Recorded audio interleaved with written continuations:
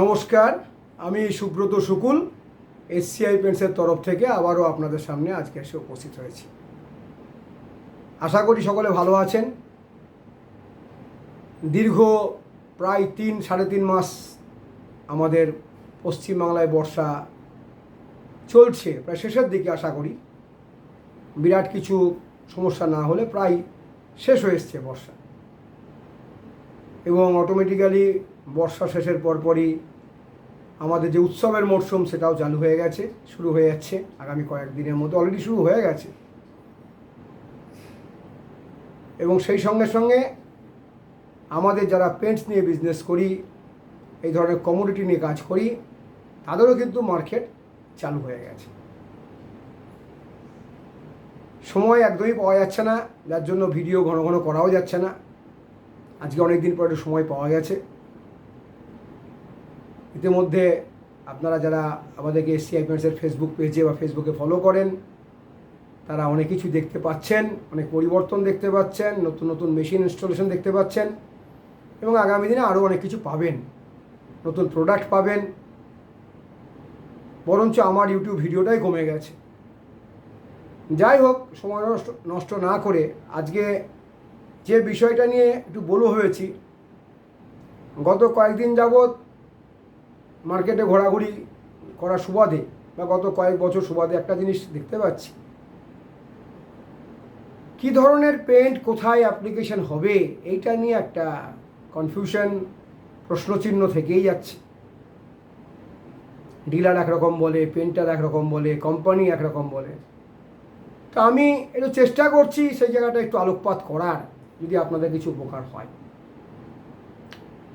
বিশেষ করে আমি আজকে শুরু করতে চাই, ধরুন পুরনো বাড়ি, অর্থাৎ যে বাড়িতে 20 বছর, 25 বছর, 15 বছর আছেন আপনি বাড়িতে,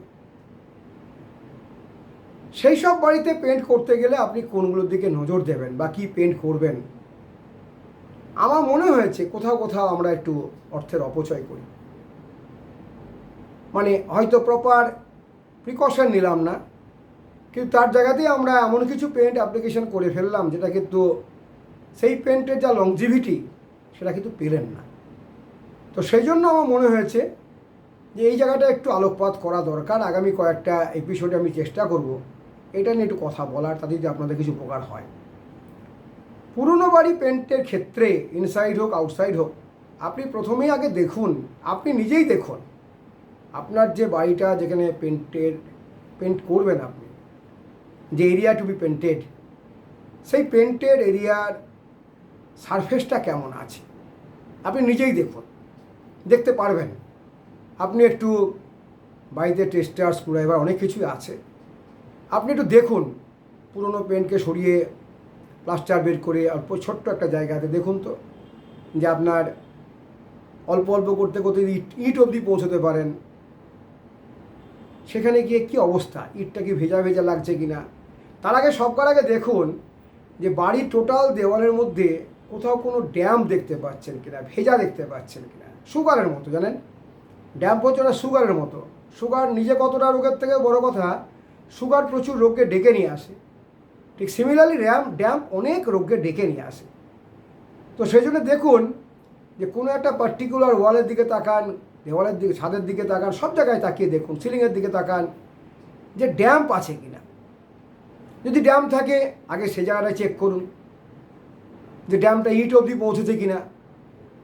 যদি ইট অবধি পৌঁছে থাকে তাহলে একরকম প্রিপারেশন, যদি ইট অবধি পৌঁছে না থাকে তাহলে একরকম প্রিপারেশন। যদি কেবল ওখানেই থাকে বা ছড়িয়ে ছিটিয়ে থাকে সেটা আলাদা কথা। আর যদি দেখেন যে অনেকটা এরিয়া জুড়ে, গোটা দেওয়াল জুড়ে আছে, তাহলে কিন্তু একটু প্রিকশনটা অন্যরকম নিতে হবে, অ্যাকশনটা অন্যরকম নিতে হবে। তা আমি আজকে লোকাল যে সমস্ত জায়গাতে ড্যাম্প আছে সেটা নিয়ে একটু কথা বলি। ধরুন আপনি দেখলেন কিছু জায়গাতে সাদা সাদা আছে, একটু ভেজা ভেজা আছে, আপনি একটু স্ক্রুড্রাইভার দিয়ে খুঁচিয়ে খুঁচিয়ে দেখলেন, চামচা দিয়ে তুলে দেখলেন যে প্লাস্টারটা, ভেতরে প্লাস্টারটা ভিজে আছে কিনা, ইটটা ভিজে আছে কিনা। যদি ইটটা ভিজে থাকে তাহলে কিন্তু কোনো কিছু করার আগে এটা ভাবুন যে ওই যে ভেজা ইটটা আছে, যে কারণে ভিজেছে, সেটাকে যদি বন্ধ করতে পারেন ভালো। আর যদি বন্ধ করতে না পারেন তাহলে ওই ভেজা জলটা কিন্তু আবার আপনি যাই করুন না কেন আবার আপনার বেরোবে। আপনার হাতে যদি স্কোপ থাকে আপনি প্লাস্টার তুলে ফেলতে পারেন। আপনার হাতে যদি স্কোপ না থাকে তাহলে পরে আপনাকে কী করতে হবে, কম্প্রোমাইজ করতে হবে। আপনাকে কম্প্রোমাইজের জায়গাতে আপনি প্রথমে যখন পুট্টি করবেন ভাববেন, পুট্টি করার সময় খেয়াল রাখবেন পলিমার বেস পুট্টি ব্যবহার করবেন, লাইম বেস পুট্টি কিন্তু নয়, কোনোভাবেই নয়। লাইম বেস পুট্টি অ্যাকচুয়ালি আমাদের ব্যবহার করা উচিতই নয়, আমি যতটুকু আমার জ্ঞানগম্য আছে। পলিমার বেস পুট্টিটা আপনি ব্যবহার করবেন। এবার কী ধরনের পলিমার, অনেকগুলো ভাগ আছে। ড্যাম গার্ড আছে, আমাদের ক্ষেত্রে আইকো ড্যাম গার্ড, অন্য কোম্পানির ক্ষেত্রে আরও। কিন্তু পলিমার মাস্ট, পলিমার থাকতে হবে, ফাইবার থাকতে হবে। এইটা মাথায় রেখে পলিমার এবং ফাইবার আছে এই ধরনের পুট্টি আপনি চয়েস করুন। আপনি যে কোনো কোম্পানির তার ওয়েবসাইটে যান, প্রোডাক্ট লিটারেচার বের করুন, খুলুন, সেটা পড়ুন, পড়ে নিয়ে আপনি ঠিক করুন যে আপনি কি করবেন। এবং যদি মনে করেন যে না লোকালি জায়গাটা আছে, তাহলে আপনি বিশেষ কিছু যদি করতে না পারেন, তাহলে অ্যাটলিস্ট যতটা ভালো পারেন পুট্টিটা ব্যবহার করুন। তাহলে এই পুট্টিটা ব্যবহার করে একটু অপেক্ষা করুন, দেখুন 4-5 দিন 6 দিন অপেক্ষা করে যে পুট্টিটা ভিজছে কি না। যদি পুট্টিটা ভিজে গিয়ে থাকে তাহলে কিন্তু মাথায় রাখবেন আপনি যত দামি প্রোডাক্টটি লাগান না কেন, আপনার যদি 10 বছরের ওয়ারেন্টিওয়ালা প্রোডাক্ট হয় আপনি কিন্তু হাফ পাবেন। 15 বছর হলেও আপনি হাফ বা তার কমই পেতে পারেন। সুতরাং সেইখানে কিন্তু আপনাকে আবার ভাবতে বসতে হবে আপনার নেক্সট কোর্স অফ অ্যাকশনটা, প্ল্যানিংটা। তো এটা গেল ফার্স্ট স্টেপ। এটা মাথায় রাখুন যে পুট্টি কী করবেন সেটা প্রথম। আর যদি দেখেন যে প্লাস্টারটা ছাড়াতে পারছেন তাহলে অবশ্যই প্লাস্টারটা ছাড়িয়ে ফেলুন, ওই জায়গাটা ছাড়িয়ে ফেলুন। ছাড়িয়ে ফেলে আমাদের হাইড্রালক 2 মধ্যে প্রোডাক্ট আছে বা অন্য কোম্পানির যা প্রোডাক্ট আছে, বিশেষ করে যেগুলো ধরুন একটা ফিল্ম তৈরি করে, ন্যানো পার্টিকেলওয়ালা, যেগুলো ইটের মধ্যে ঢুকতে পারে, সেই ধরনের পলিমার বেস প্রোডাক্ট আপনি লাগান। লাগানোর পর তাকে শুকোতে দিন, শুকোনোর পরে আবার একটু প্লাস্টার করুন, করে তারপর পুট্টি করুন, তারপরে পেন্টের কথা ভাববেন। আজকে এই অবধি। আবার পরের দিনকে আরেকটা যখন এপিসোড করব তখন আমি আপনাদেরকে আরেকটু বলবো। নমস্কার, ভালো থাকুন, আবার দেখা হবে।